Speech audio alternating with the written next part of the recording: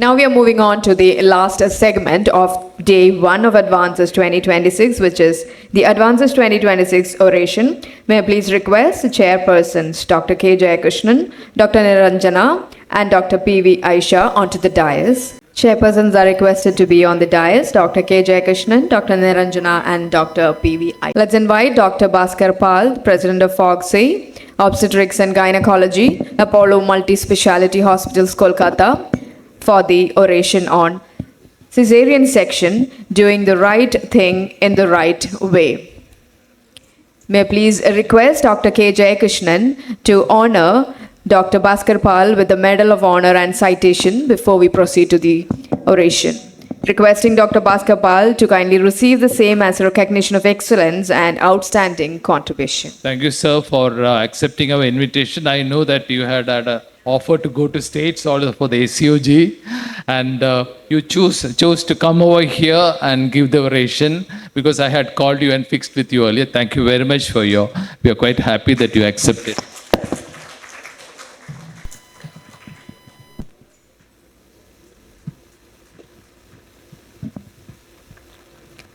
Thank you, sir. Over to you now.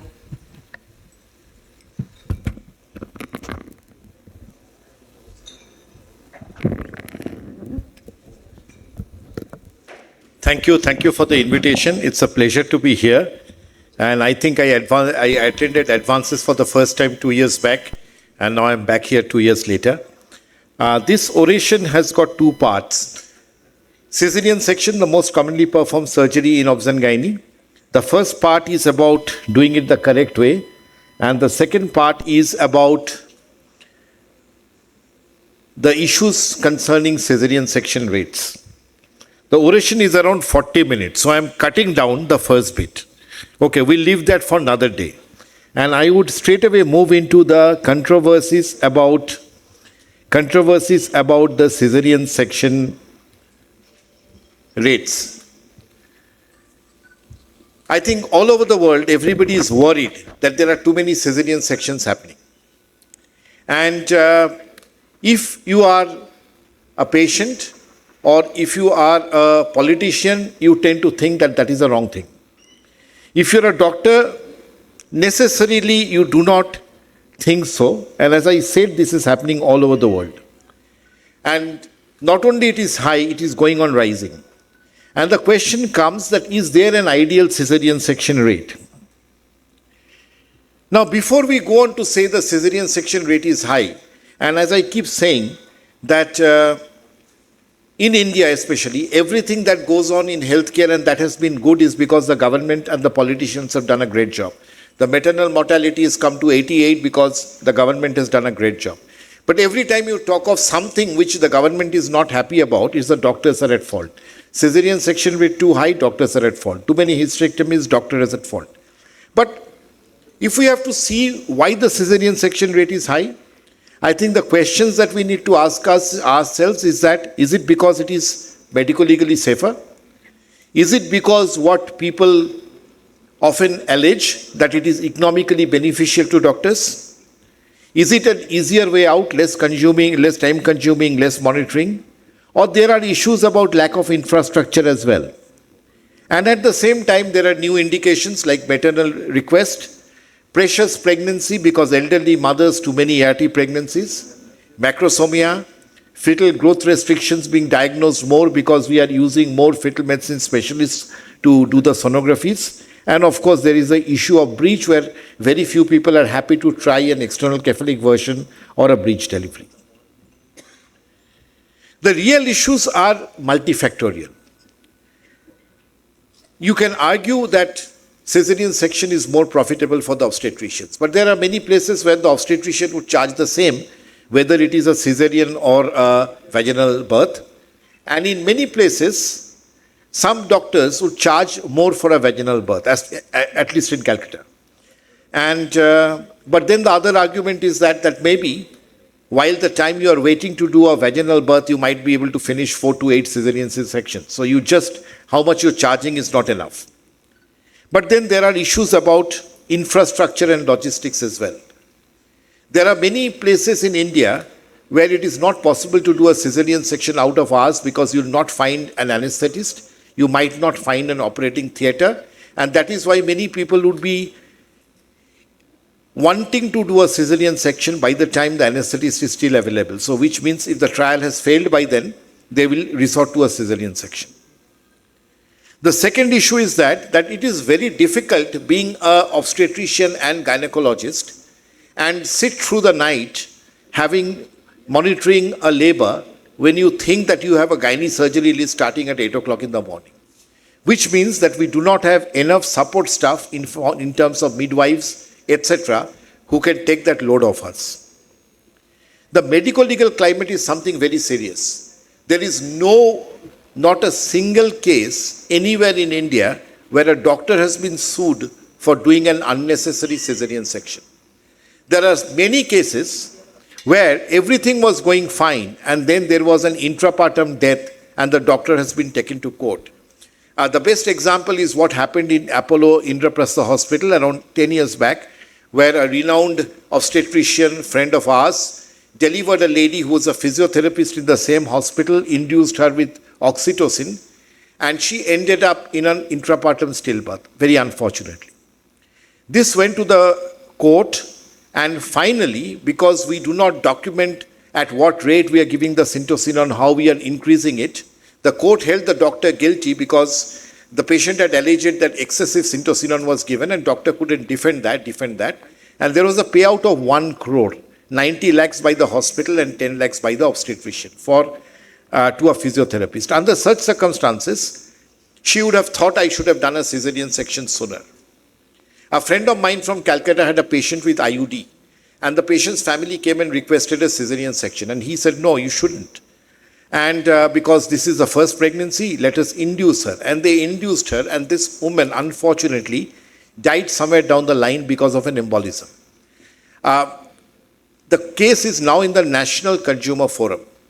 The doctor possibly will not lose the case, but the amount of harassment that is there, I think next time he has to make a decision, he'll possibly err on the side of the cesarean section. The other bit is training, and this is happening all over the world, that our trainees are going out adept at doing cesarean sections, including complex cesarean section, but not adept at doing difficult instrumental deliveries. That is also because a lot of women do not want a difficult instrumental delivery. Then also the question of women's choice come. At one point of time in UK, if a patient came and asked for a cesarean section without any valid reason, she would need a psychiatric clearance that yes, she can have the cesarean section. Even till 2 years back, there were a lot of obstetricians who would refuse to do a cesarean section for maternal request, and they have to find another obstetrician. Things have changed. I will come to that in a moment. But at the same time, we have a lack of stratified data. Now, there are teaching hospitals in Calcutta. We have 5 of them in the city, and the cesarean section rates everywhere is upwards of 65%. You cannot justify that with a profit motive. So which means there's something else going on.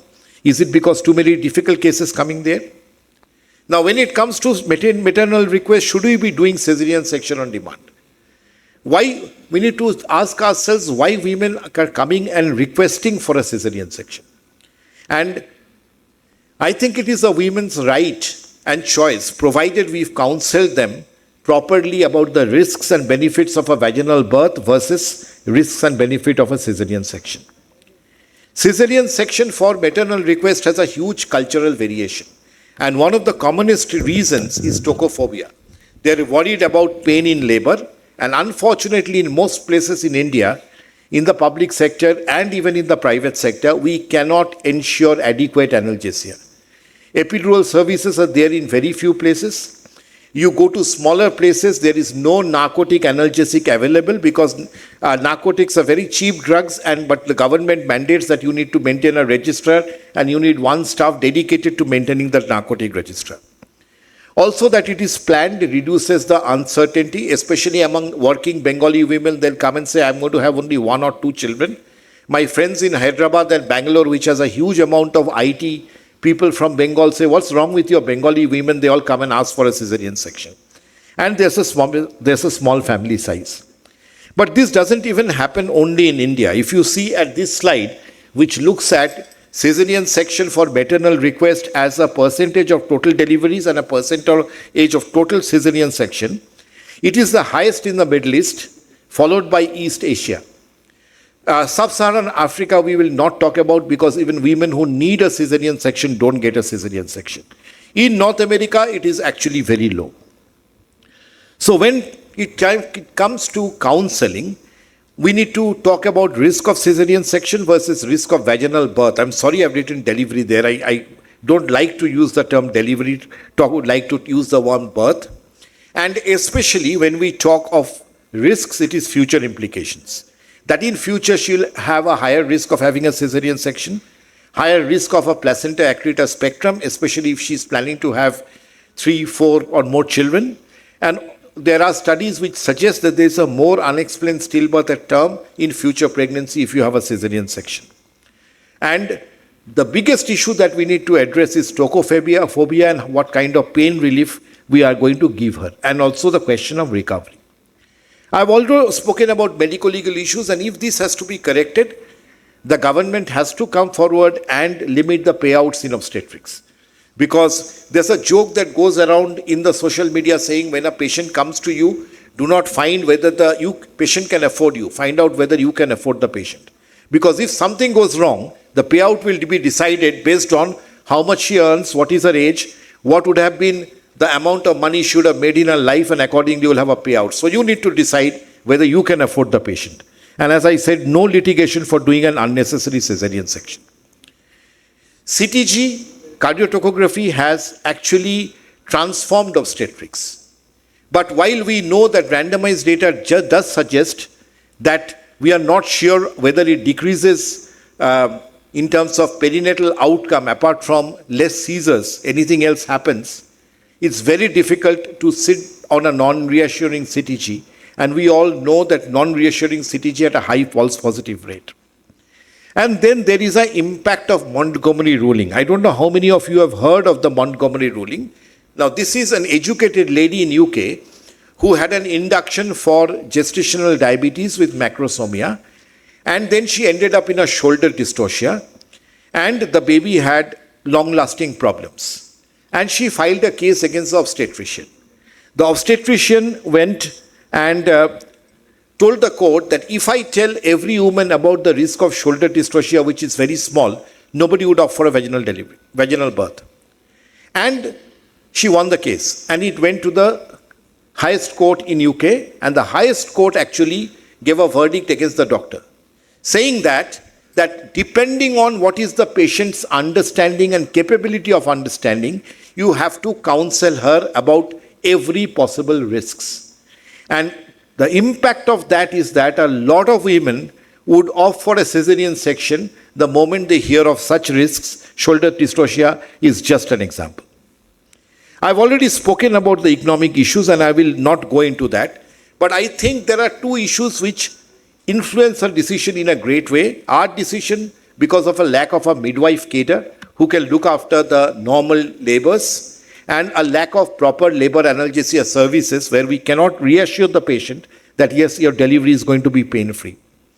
Entonox patchy availability, I've spoken about the issues with pethidine and epidural. Training issues, I think induction, and now this is what keeps on happening in United Kingdom. When I was there many years back in 90s, a guy who's now very famous, Bhaskar Thilaganathan, head of the fetal medicine unit at St. George's, published a study which showed that the incidence of unexplained stillbirth starts increasing sharply from 42 weeks onwards. He and a neonatologist from Homerton Hospital, where I used to work, they published that. Nobody took any notice. UK and NICE still went around saying that induction will only happen after 42 weeks. It is only recently that they changed their induction guideline to say, no, because of that risk, the induction should happen at 41 weeks. And that is where people lose trust, and they think all these years we have been made to wait 7 more days with some unexplained stillbirths which were avoidable. The other issue is that ECV for breech, most people are not trained or not happy to do. Now, there's a widespread belief that if you do an early induction, that increases the cesarean section rate, but the issue is that it doesn't provide you a patient enough. But in the Indian insurance context, it is very difficult to be patient because you do not do a home induction, and most insurance companies will not cover more than 2 nights of hospital stay if she's having a vaginal birth. We do not know what is the way forward on that, but there's a large body of doctors in India believe that Asian babies mature early. So if UK is inducing at 41, we possibly should be inducing at 40 weeks. But then that's a tall order in the public sector. In terms of managing labor, it is very clear looking at the last WHO intrapartum care guidelines that we need to be more patient. We need to redefine labor progress. Do not put arbitrary limits on 1 centimeter per hour or 1.5 centimeter of hour. And we need patience, more induction, and wider application of epidural analgesia and assisted vaginal birth. But is there an ideal cesarean section rate? And that all comes from this 1985 WHO statement, which says that a cesarean section rate should be between 10 to 15%, and beyond that, it does not lead to any further reduction in maternal or newborn mortality. Now, a systematic review concluded that at population level, cesarean rates higher than 10% were not associated with reduction in maternal and newborn mortality rates. And this was the basis of the WHO statement. But the statement notes that the association between cesarean section rates and other relevant outcomes, we do not know. And that's the stillbirths, maternal morbidity, perinatal morbidity, pediatric outcomes, and psychological or social well-being. And based on that, WHO in 2015 said that time has come to put the debate about the preferable rate of cesarean section on hold, and every effort should be made to provide cesarean section to women in need rather than striving to achieve a specific rate. And this is essentially a part of the Foxy statement that we developed when this controversy came up about too many cesarean sections. And we said morbidity was not taken into account. We are not saying too many cesareans are not happening, but we need more stratified data. And we were happy with the government to come out with a cloud-based registry, anonymous registry, because unfortunately in India, most audits will become a witch hunt and the government would harass people they want to if they're not happy with that. Now, this is a publication which came out in 2025 in Lancet, and it looked at cesarean section rates in Asia. And if you can see, this is the population-based cesarean section rates. Between 2005 and 2021 in India, the cesarean section rate climbed from 8.5% to 21.5%. Now, that is population-based rate, not hospital-based rate. This includes women who are still having delivery at home or in primary healthcare center where there is no facility for a cesarean section. The same thing has happened in Bangladesh. It has gone from 18% to 45%. In Pakistan, from 3% to 20%. In Nepal, from 0.9% to 10.2%. But that is because in Nepal, a lot of women who need a cesarean section do not have access to a cesarean section. Bhutan has stayed more or less the same. Sri Lanka had a high cesarean section rate of 32%, and it is in 2023 it was 44.4%. And just to note that Sri Lanka has got the best maternal health outcomes of all the South Asian countries. And there are a lot of things which influence the rate of cesarean section at the community level. If you are at a high socioeconomic status, you are more likely to have a cesarean section. If you had a higher educational degree, you are more likely to have a cesarean section. Higher maternal age, higher number of antenatal visits, urban residency, these were the things which were associated with more cesarean section rates. Now, after this was published, this is what the problem happens. And this was quoted by some public health experts from Bangalore. And they wrote in the Times, and they said that this Lancet study draws attention to rising cesarean section deliveries. And it was, the second part is their addition, calls for regulation in private healthcare. And when they write that, they quote that WHO has said 10 to 15% should be the ideal cesarean section rate. And this is what is a blatant misrepresentation of data.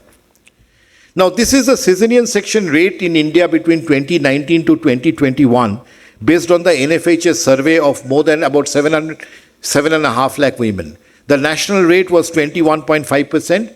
It was 47.5% in private and 14% in public. But again, I would reiterate, in public, there are places where a woman needs a cesarean section. You go to Meghalaya, you go to tribal areas, women who need a cesarean section do not have an access to cesarean section. The cesarean section were lowest in the poorest 5%, fifth centiles, because they don't have access, and in the richest fifth centile, both in public and in private sector. Highest cesarean section rate, Telangana, about 61%, Tamil Nadu around 45%, Andhra Pradesh around 42%. The lowest ones, Nagaland 5%, Meghalaya 8%, and Bihar 9.7%. All states where there are worries that women do not have access to cesarean section rate. Now, this is very difficult to provide a causal association, but then you look at the maternal mortality ratio in India at the same time. Apart from Kerala, the best rates are in Tamil Nadu, Telangana, Andhra Pradesh. And these are typically in states who have a higher cesarean section rate. Look at Bihar, which has got a low cesarean section rate. The maternal mortality ratio is 100. So somewhere we are possibly missing the dots. When we talk of cesarean section rates, we need to talk about avoidable cesarean section rates versus unavoidable cesarean section rate. A tertiary medical college will have a high cesarean section rates because they are dealing with more complicated pregnancies and referrals. We need to generate more stratified data, and of course we need to introspect. But from the government point of view, a persecutionist approach is not going to reduce cesarean section rate. What is going to do is to drive more obstetrician into not doing obstetrics, like has happened in the United States, where you'll go miles after miles and you can't find an obstetrician to deliver you. For example, Telangana had a high cesarean section rate. The government came and spoke to the gynecologists. They said a lot of women come and demand cesarean section rates, and the government put out some regulations, and now the gynecologist actually can quote the government regulations and withhold a cesarean section if they think it is not needed. And in Telangana, the cesarean section rates has definitely come down. So you need a collaborative approach between the doctors and the government, and not a persecutionist approach.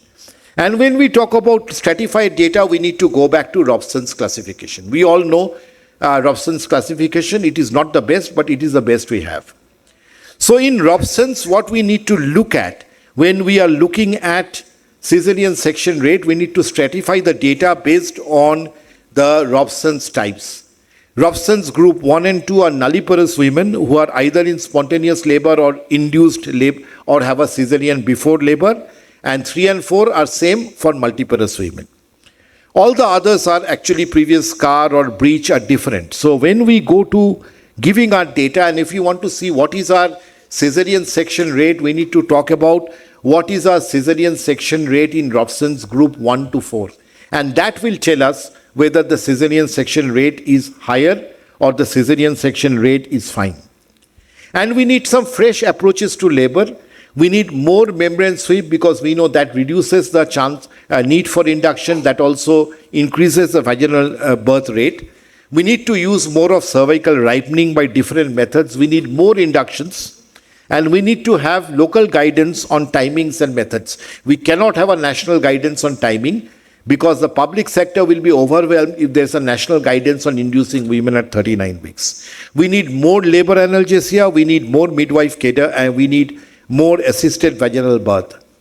There are a lot of problems in glorifying vaginal birth. When Dr. Jaideep Tank was the Foxy president, we came out with a language policy and we said we should not say a normal delivery. If you have a 50% cesarean section rates, you mean to say 50% of our women are delivering abnormally. So we should be talking of vaginal versus abdominal or cesarean birth.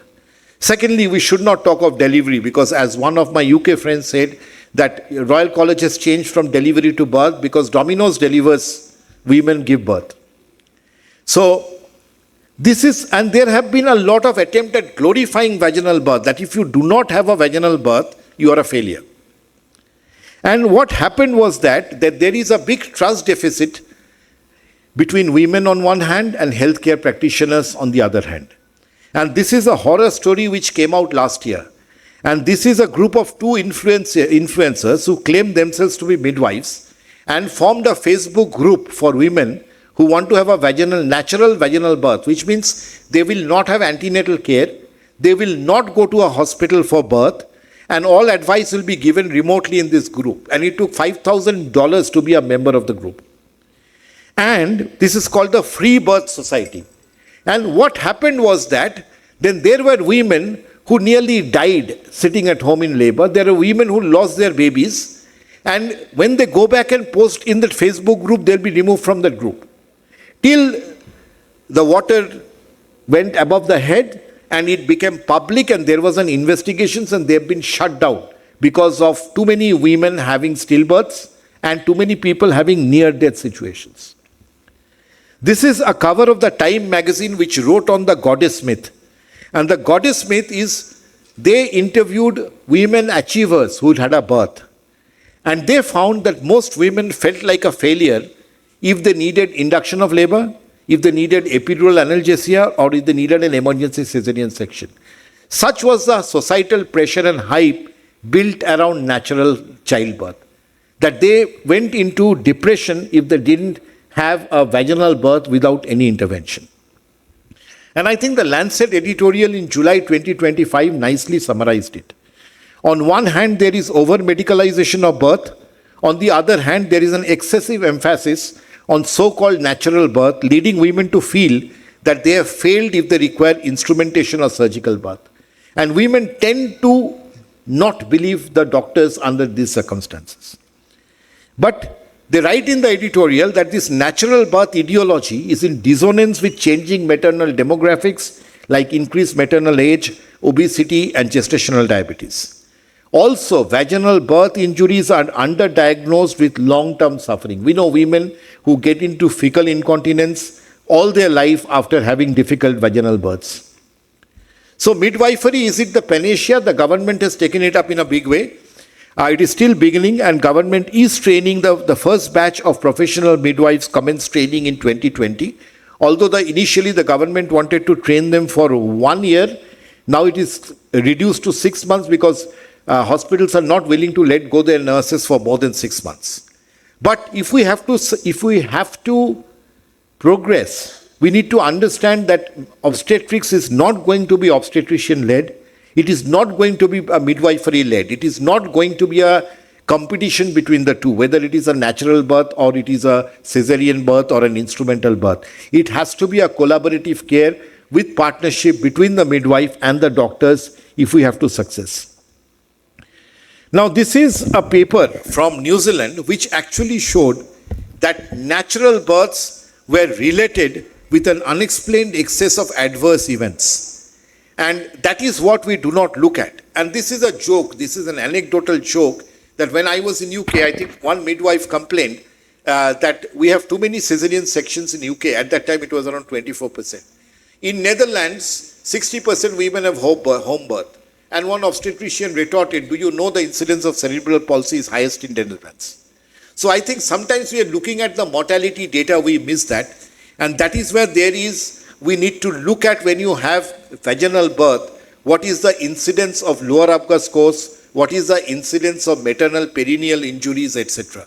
So we do not have the whole picture. Now, what has happened? This has happened in UK. Now, in UK, there were poster hospitals. These were the hospitals with the highest amount of vaginal births, and that is what was encouraged. And what happened was that then gradually data started coming out with inquiries that most of the hospitals which had the lowest cesarean section rates had also the highest perinatal mortality. And I think that has led to the biggest mistrust between patients and healthcare providers in the NHS. Women do not believe what the healthcare providers say. And that is what we know that in UK at the present moment are struggling with an increase in maternal request cesarean section, because after hearing everything, they will say, no, I want to have a cesarean section. And that number has gone up. And one of the challenges with changing societal narrative is how any health message is conveyed.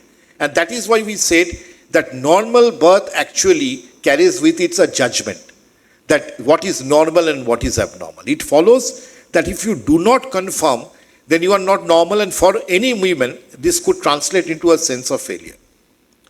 So the road ahead essentially is not to reduce cesarean section rates, but to optimize cesarean section rates, which means every woman who needs a cesarean section should get it.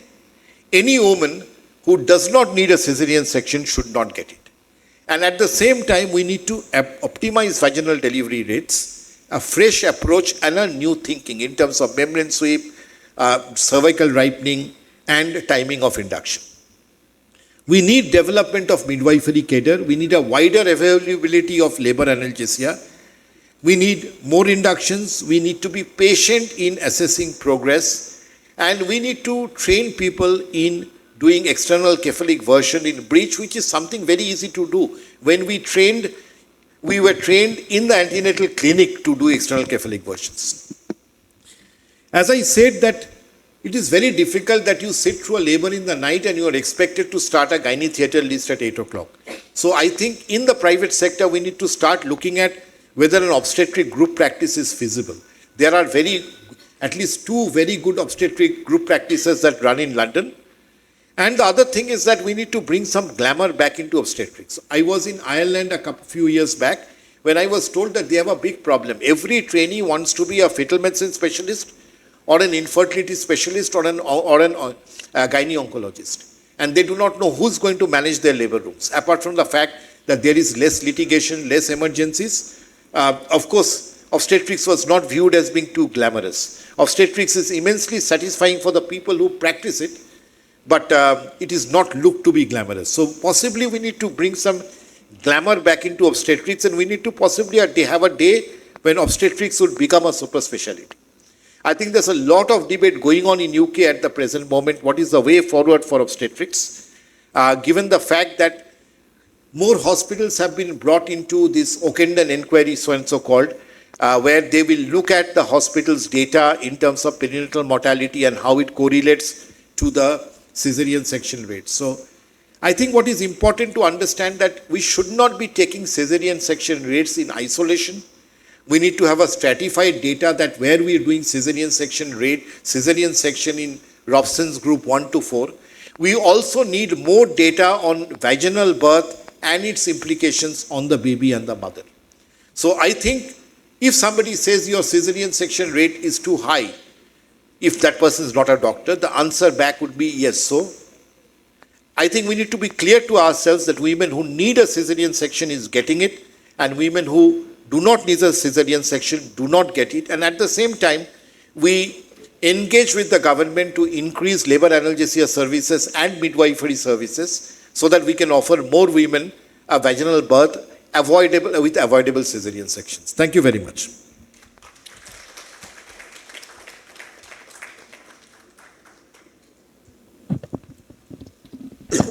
Thank you, sir, for the oration.